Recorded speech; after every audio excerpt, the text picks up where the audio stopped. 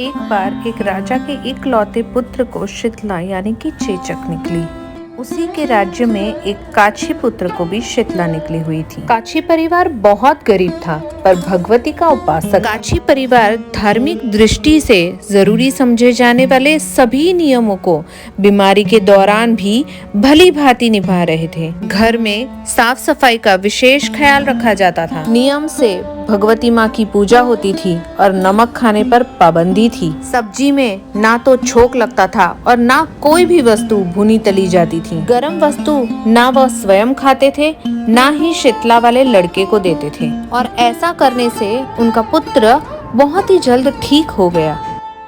और उधर जब से राजा के लड़के को शीतला का प्रकोप हुआ था, तब से उसने भगवती के मंडप में शतचंडी का पाठ शुरू करवा रखा था।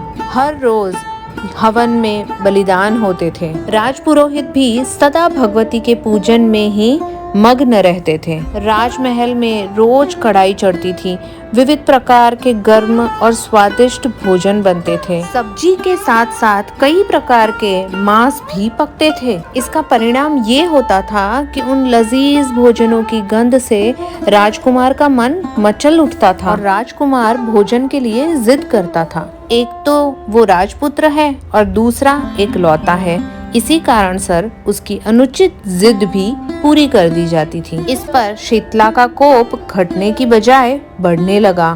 शीतला के साथ साथ उसे बड़े बड़े फोड़े भी निकलने लगे, जिनमें खुजली और जलन भी बहुत ज्यादा अधिक होने लगी। शीतला की शांति के लिए राजा जितने भी उपाय करता, शीतला का प्रकोप उतना ही बढ़ता जा रहा था। अज्ञानतावश राजा के यहाँ सभी कार्य उल्टे हो रहे थे।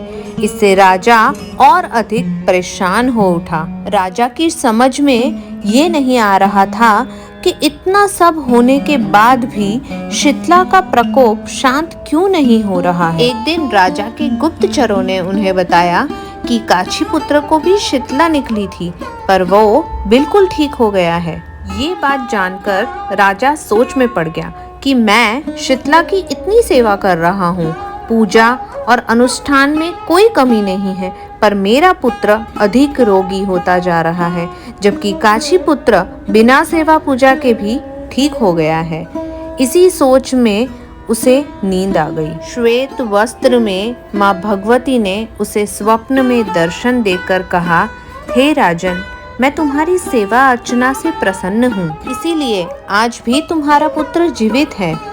उसके ठीक ना होने का कारण ये है कि तुमने शीतला के समय पालन करने वाले नियमों का उल्लंघन किया है। तुम्हें ऐसे हालात में नमक का प्रयोग बंद करना चाहिए।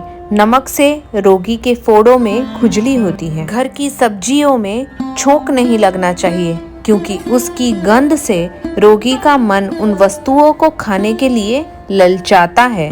और रोगी को किसी के भी आसपास जाना मना है, क्योंकि ये रोग औरों को भी होने का भय रहता है। इन नियमों का पालन कर, तेरा पुत्र अवश्य ही ठीक हो जाएगा। विधि समझाकर देवी अंतर्ध्यान हो गई। प्रातः काल यानी कि सुबह से ही राजा ने देवी की आज्ञा अनुसार सभी कार्यों की व्यवस्था कर दी। इससे राजकुमार की सेहत पर अनुकूल प्रभाव पड़ा और वो जल्द ही ठीक हो गया। इसी दिन भगवान श्री कृष्ण और माता देवकी का विधिवत पूजन करके मध्यकाल में सात्विक पदार्थों का भोग लगाना चाहिए। ऐसा करने से पुण्य ही नहीं मिलता, बल्कि समस्त दुखों का भी निवारण होता है। बोलो श्री शीतला माँ की जय।